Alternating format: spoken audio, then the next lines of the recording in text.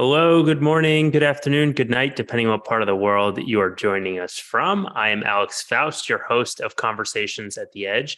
I'm very excited to have Kaihan Krippendorff back to Conversations at the Edge. It's been almost 2 years since he's joined us on the podcast. And if this is your first time learning from Kaihan, or you haven't read any of his books, he's known for his ability to turn difficult concepts into easy to understand ideas that drive meaningful outcomes and actions.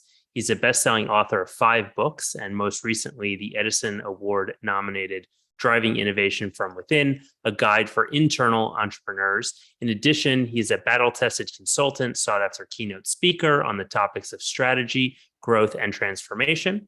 He was named to the Thinkers 50 list of 30 management thinkers most likely to shape the future of how organizations are managed and led. And he's our, at Growth Institute's, go-to guru on strategy. He teaches our Outthink the Competition Master Business course, which is actually going to be starting in October. So very excited to have you, Kaihan, join us again for Conversations at the Edge. And where are you calling in from today? Hope you're still muted. I'm calling in from Miami. I just moved last week from Connecticut to Miami with my family. So that's where I am. Awesome. Well, it's great to have you here. Good luck with unboxing. Awesome to be here. Thank you. Just a lot of work. To dive right in, actually, before we do, to the folks who are here live, as always, the last 10 minutes are for you. So if you have any questions, feel free to type them into the chat, and the last 10 minutes, we'll get to your questions. So Kaihan, your newest book is based on driving innovation from within. And it's my understanding that in order to do so, you kind of need to breed this identity of outthinkers in your organization. And if I am correct in that assumption, can you tell us a little bit about what an outthinker is? Yes. So outthinking, people often think of it as like thinking outside of the box, but I really believe that it's much more helpful to give people different boxes to think in. And I know that sounds a little bit like a turn of phrase, but it's very difficult for us to think about but rather to think about something. And so when we face a problem, whether that is expanding our business or increasing our margins or increasing the value of our customers or retention rates or ability to recruit people, when we face a problem and we cannot find a really breakthrough solution, what is missing is that we're not using the right type of language. We're not using the right type of terminology. And so outthinking is really about using different vocabulary when you're thinking about strategy in order to see options that your current vocabulary doesn't allow you to see, and then choose options that your current vocabulary doesn't encourage you, let's say, to choose. And that sounds sort of esoteric, but like, just take, for example, there was a time before, many people here know the term inventory turns. And inventory turns was a terminology that in the 1950s did not exist. So companies were growing and growing and growing, but they were losing cash, and they were like, how can it be that we're so successful and we're not profitable, or our balance sheets are depleted? And so someone came up with this term inventory turns, and then people started focusing on that, and that allowed them to behave differently, manage themselves differently. And now with that term inventory turns, you can now scale and do that without burning a lot of cash. So it really is that language, that concept. So, outthinking is about embracing those new concepts. That's an old concept, but there are some new concepts that are emerging, that companies that are really thriving in this fast-paced, digital, purpose-driven world, that they are using. And if we can learn those and apply them, then we'll start behaving differently, and that will shape our strategy in the future. So do we have to come up with the words ourselves, or are we looking externally at what's going on in the market and globally and embrace those newer terms? What is your suggestion on that? I suggest I love creativity, so I would never encourage someone not to come up with their own words. However, what I do is I study lots and lots of companies, and I analyze how they talk about strategy. And I take these pairs of companies that are really outperforming and those are underperforming. I look at what's the difference in the language between these two. And then you notice these patterns. So I think it's very helpful to use that language. Like, for example, companies that are really successful today you will see and you can measure, they talk more about coordinating things. Whereas their peers that are underperforming, they talk more about controlling things. So coordination, let's unpeel that. Blockchain, distributed ledger, distributed finance, decentralized business models, platform business models, peer-to-peer, all of that is hinged on the concept of we create power by coordinating things, not by controlling things.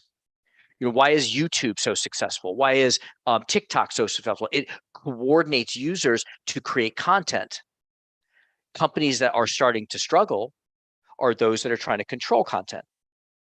And so if we can see that that new concept is winning and we start adopting it, and then you ask in my industry, whether I'm selling plumbing supplies or consulting services or windows or whatever, what would it look like to coordinate rather than control? Then that opens up all kinds of opportunities for you. So Sorry, I think, long answer.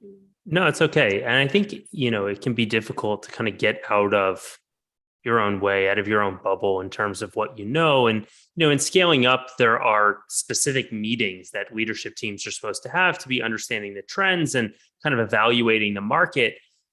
But for these entrepreneurs, the other folks in the organization, how do you help them get out of their own bubble and start seeing these trends or focusing on this new terminology so that it's not just the CEO and a select few others who are thinking differently, but you can kind of embrace those ideas throughout the different levels of the organization? So I say they're two different things. One is let's say your culture can be values, but they can also be patterns of behavior. Those patterns of behavior are translated through your language. So at 3M, if you think about any 3M story, it is something like, whether that's the Post-it note or masking tape, the story goes like this. My boss told me no, so I went in the garage and I built it, and then I proved to my boss there was a market, then we launched it, then we were successful. That becomes a pattern of behavior that's encouraged by in other employees at 3M. So looking at what are the stories that you tell that inform what behaviors we want from people. And in that meeting, if that's your daily huddle or that is a longer form meeting, when you're tackling a problem, it is helpful to think about 5 different steps to that conversation. And those 5 steps spell ideas. So first is imagine, step out into the future and have your team imagine the long-term ideal future. Step 2, dissect, break down the problem, look at the business model and say, what part of the business model should we focus on? Expand is ideate, generate lots and lots of potential options, 20, 30, 40, 50, analyze those options, which is to choose and sort them, and then sell those options is to build internal buy-in and support for those options. Kaihan, we just lost your sound for a minute. Sorry, do you hear background noise? I'm trying to get the background noise to stop. I don't know if you hear background noise for me. Nope, you're good. All right, we're good then. All right, never mind. I hear background noise, so I was stopping it, but it's all good then. So you were saying S is for selling the internal ideas and get buy-in, and then we lost your sound. No, sorry, that was it. That was S Okay. was selling the resulting strategy. Like, for example, we had a team meeting today. We do a monthly OKR, objective and key results meeting, kind of like a metrics meeting, right? And we were talking about that there was this one kind of marketing strategy that we think there's an opportunity for. And instead of just discussing that idea, we said, okay, imagine, what do we ideally want? We want people flowing through the funnel so they just like spontaneously come in. We don't need a sales force. Dissect. What should we, is this a people problem, a process problem, a promotion problem, a positioning problem, a physical experience problem? It is a promotion problem. Okay, then expand. Okay, what are 10, 15 different promotion ideas we could consider. Let's try YouTube. Let's try Instagram. Let's try LinkedIn. Let's do like pound the street. Let's find networks, whatever that is, and then analyze, sorting through those and say, you know what? Let's, of those 50 or 20 or whatever that is, what are the 2 or 3 that we really want to pursue, and then sell is how do we communicate this decision to the team so that everyone understands it and starts aligning to it. IDEAS. So you have this concept called the fourth option idea. Can you talk a little bit about how, when you're going through this ideas process, we're not necessarily looking for the regular run of the mill ideas, but rather these fourth option ideas? Yes. Yeah, I think that, it all, I'm glad you shared that all comes down to creating fourth options. All right, so the fourth option is a metaphor. It says there's a point at which others stop thinking. That's represented by 3. When I was a consultant at McKinsey, they trained me to break everything down into 3s and 3 sets of 3s and 3 sets of 3s. If you hear a great orator, say Martin Luther King, he repeats in 3s. I have a dream, I have a dream, I have a dream. That 3 represents the point at which people stop thinking.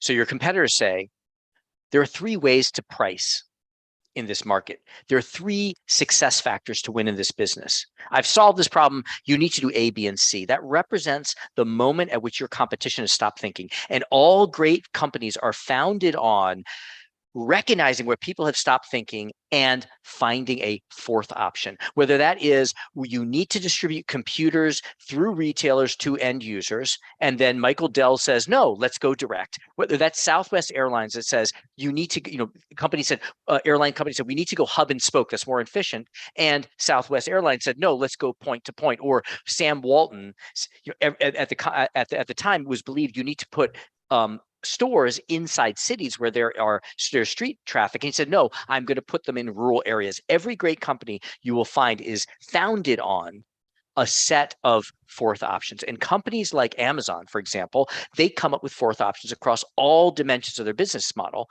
And so really, ultimately, what we want to do is we want to rethink. That's why it's called Outthink.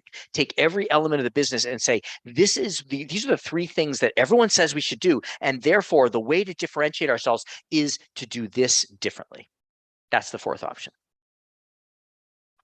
And so how often are you trying to come up with these fourth option ideas? Is this a quarterly thing? Is it an annual thing? Is it more often than that? I think there's three different periods. So one would be your fundamental business model. I know you guys do stuff on business model design, business model innovation, thinking about new pricing strategies or distribution strategies. So as you're designing your business, you can go across, I think there are 8 different dimensions to the business. You can go across all 8 different dimensions and systematically look at where do we see a fourth option. The next level is annually. Every year, you look at all of your options that all the strategies you implemented, the rocks that were in your one-page plan, and then you say, hey, let's come up with a new set of rocks, and then you can do that. And then also, but you could also look for fourth options tactically. Let's say there is a key client we want to get, and we're having a meeting with them tomorrow. What is a fourth option that we can go into that meeting with that will surprise them and differentiate us? That's great. Thank you. And so as, in the S phase, we're selling buy-in to the organization. How do you position these fourth options that might seem a little crazy to the organization in a way that you can create the buy-in, but doesn't necessarily cannibalize, other momentum and growth strategies that you've been working on over the last X amount of time? Yes. It's helpful to think about like 2 different sets of strategies. You could consider, this isn't my metaphor, but I found it really helpful, is you have the fortress and you have the ship. The fortress is the stuff that we've already built, our existing strategy that we need to build walls around to protect our core business. So we want to have a set of strategies there. The ship are the new strategies that are going out into the ocean, looking for new ground to conquer, right? So we want to have both. And what I find is really helpful to make sure that with your team, you have really worked on building up the walls around your fortress so that people feel like our core business is safe. We're going to be okay. We've got our defenses. And then that frees you up to then go look for new territory. Sometimes, but far less often than you would think, does the new strategy cannibalize the core. The idea that new always cannibalizes the core is 95% not true. You can do new things and still protect the core. So, in exponential organizations, one of our other courses at Growth Institute, Salim Ismail talks about the idea of taking these fourth option ideas and kind of trying to implement them at the edge of the organization. So you don't necessarily distract the core, you put them at the edge and you let them build something. And once there's enough traction, then you can get other folks involved. What is your thought around kind of sticking them on the edge of the organization to begin? I think it's really helpful to put them on the edge for the ship not to be part of the fortress. However, I think what that runs the risk as, and I know Salim well, and he's been on my podcast, and I really respect his work. It's an amazing program. And I also think that there are some really exciting things that you can do in the core. And if you separate if you push the innovation out the edge, what you tell the core is by implication that you're not meant to innovate. Now, let me think. Let's say Amazon. Let's say Amazon said, we're going to do the innovation on the edge. What would have happened to Amazon Prime? Amazon Prime is a simple pricing strategy that says, we're going to have people pay an amount and they get free shipping. They were debating whether it should be $49.99 or $99.99. They split the difference. They called it $79.99. So it's not so much that it will deter people from signing up, but it's not so little that people won't care. All they did was introduce a new pricing mechanism. And what did that do? That transformed customers from, gee, I'm looking for some dog food. Let me go online and see, does Amazon have a good price? I'll buy it.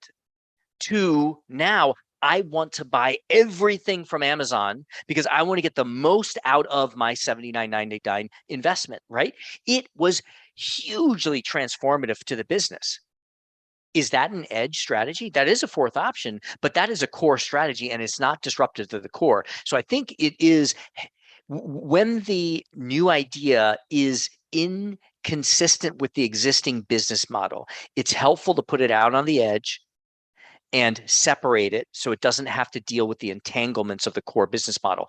But doing that risks telling the core you're not meant to innovate. And if you don't tell the core that if you tell the core, you're going to miss opportunities like that. If Amazon didn't come up with Amazon Prime, I don't know what its valuation would be today versus what it is today versus what it would have been, but it would certainly, the Amazon Prime added a lot of value to the company. I think that's a great way to distinguish the two. So thank you. And just a reminder, we're almost at the 10-minute mark. So if you are here live and you want to ask questions, feel free to put them into the chat. So Kaihan, I'm curious, organizations who are implementing the Outthinker ideas process, what are they, when they're trying to do it, what are people getting wrong? What are people mistaking about, creating these ideas and dissecting them and analyzing and selling them to the business? Yeah. Well, there are really 5 things that they get wrong, and they align with IDEAS. Under Imagine, what companies get wrong is they define their strategic goals based off of past performance. And that's like a bad chess player trying to push our pawns forward, hoping to get a chessmate. Dissect. The risk is that we keep going back to the obvious part of the business model. Like, we were successful in sales. So every time we want to improve the company's performance, we turn to sales. Or we grew up with people, so we want to turn to culture. Or we grew up with, we did something really cool in distribution strategy. So we want to go to channels and distribution. So that's the second one. The third is not coming up with enough ideas, is that we create strategies with 3 or 4 or 5 ideas, and we just spend most of our time debating which one of those. What I like to do, and what the Outthinker process helps you do, is not 3 or 4 or 5, but 50, 100, 150, as many as 200 potential strategies, and overwhelm your competition with that many possibilities. And then the fourth fault is killing off the seemingly crazy idea, because it's usually the crazy idea, the one that seems impossible, that ends up being the fourth option. Why? Because when we introduce that strategy into the marketplace, we want the competition to ignore and laugh at us. We want them to say, that's not going to work. You can't get people to shop out in rural areas. You cannot efficiently run a point-to-point model. You cannot sell PCs directly to consumers, going back to the examples I shared before. So we need to have space to work on crazy ideas and then sell. My favorite quote, my favorite phrase is a Japanese phrase, which is, strategy without action is a daydream. But action without strategy is a nightmare. So sell is about aligning what our people do to that new strategy. So those would be the 5 things that the risk is we get wrong, but we can fix that easily by implementing IDEAS. That's great. If you're going to implement ideas in your organization, who needs to be like trained or aware of this process? Is it like, okay, a team leader can understand the process and lead their team through it, or do all the participants who are going to take place in this ideation process, do they need to like get up to speed on how this works and why and things like that? So it's helpful if you have one person who is I won't say deeply trained. It doesn't take a lot to train you, right? But someone who recognizes that they're going through the training with the intention that they are going to facilitate others. So they think about the facilitation level of the process. For everyone else, just being aware of a few core concepts, like we're looking for a 4th option. What does IDEAS stand for? Why do we not want to kill off crazy ideas? Why do we want to imagine start from the future, work backward? A few key concepts, just to have them open to being facilitated by someone. So I would say have everyone that's involved go through the training and have one or a few people go through the training with the understanding that they're going to be a facilitator. Great, thank you. Can you share some examples of some 4th option pivots or implementations that you've been impressed with over like the last 3 to 6 months that you've seen from clients? Sure. Or maybe not clients? Yeah. So there's actually one person that attended our class at the Growth Institute. He's a coach, and he shared with me that he was working with a client. They sold windows. And their issue was that they sold windows through retailers that sold them to contractors who then installed them in houses. So, you want to get a house made or a window repaired, you go to your contractor goes to his retailer, and the retailer says, oh, try these windows or try these windows, try these windows. Now that retailer doesn't want to be dependent on one window provider.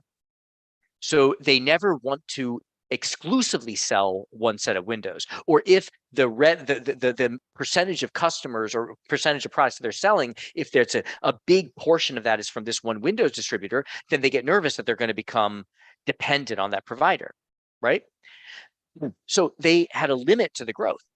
So through the 4th option process, IDEA, and not S over here, but IDEA, they said, how about this? How about if we bought all of the retailers? And that, first, it seemed like a crazy idea. First of all, they don't have the money to do it. They're not a big company, right? They've got, I think, like 50 employees, a husband and wife team. And if they did buy them, they have to manage all of these retailers.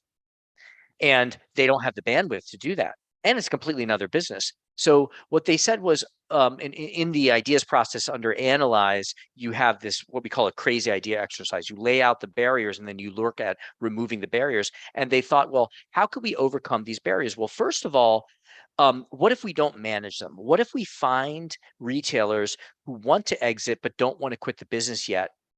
So we give them a cash out, but they're still operating, so we don't have to manage it. Boom, solved number one. Financing.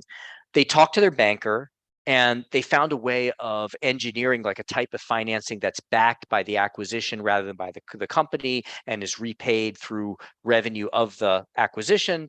And once the banker saw that that worked, then they funded another one and another one, and another one. And in 3 years, they 10x their business revenue. So that is a very, it's not a complex idea, right? But you probably won't get to that idea if you do not go through imagine, dissect, expand, analyze at least. Yeah. That's great. Yeah, that's one example. Thank you. So just a couple comments from the audience. Rob is saying, hi, I just want to thank you for your work. I've heard you speak, read Outthink, took your master business course, and used your stuff Awesome. with clients. So just want to say Awesome. thank you. Awesome. Thank you, Robert. And then Rick is saying, Kaihan, I know you're a fan of military history strategy. What about successful past strategies a company has used, and how do you evaluate if their legacy strategy is the correct one? It's fascinating. Yes. All of this is rooted in military strategy.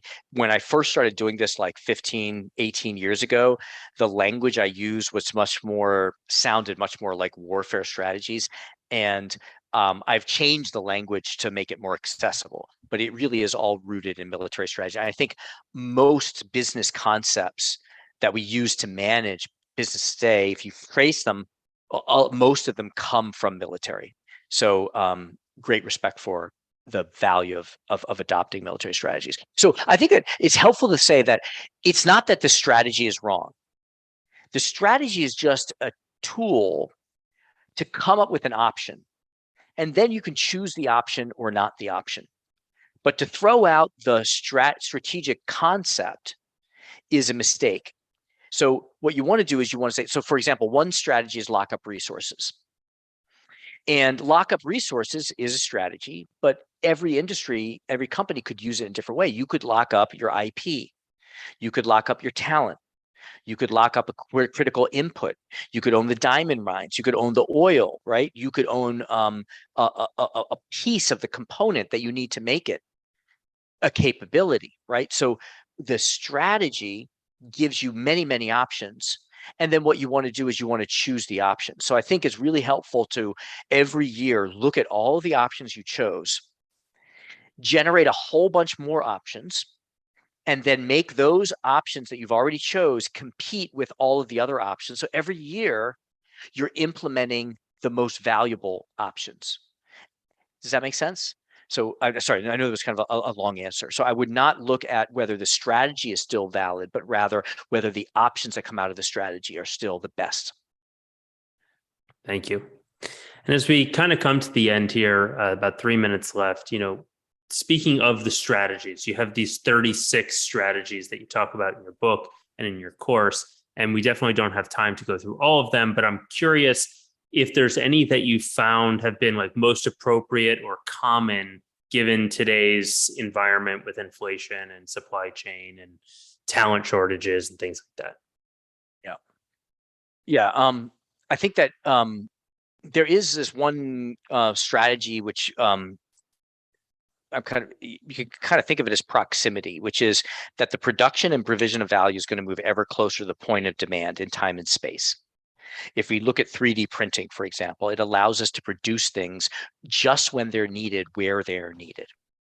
So if we want to look at one of the stratagems that we do in the course is the next battleground. In many industries, the next battleground will be defined by proximity. So if you want to look at where things are going, say in my industry, if I'm selling accounting services, what does P equals 0 look like? Someone needs some accounting advice and immediately it is delivered to them at that moment. Someone wants some ice cream.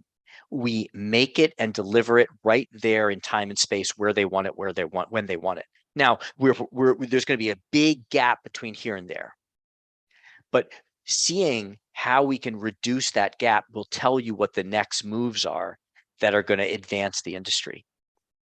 So I think especially now when we're dealing with so much uncertainty, where COVID has accelerated trends that were already underway, we're leapfrogging to those future stages of P equals 0. And if you can identify where, let's say, if you're at P100, P equals 100, if you can get to P equals 98, you're going to leapfrog your competition and be ahead of the game. Fantastic. Well, I think that's an excellent way to close out, unless you have any final comments, Kaihan. Only comment I would make is, hey, there's no magic here. You know your business better than I do. All I have done the last 15 years is taken some strategic concepts and simplified them so that if you ask the right questions with your team, they will naturally think differently, see different options, choose different options, and really anyone could follow the process and apply it and find fourth options. Fantastic. Well, Kaihan, thank you so much for joining us. Thank you to the community for being here. And we'll see you again live on, I think it's October 4th. We have a training coming up with you. We have full 90 minutes with Kaihan. So I look forward to hosting you then. Awesome. Thank you all for being here. Thanks for including me. Have a great day. Have a great rest of your day. Bye, everyone. Thank you.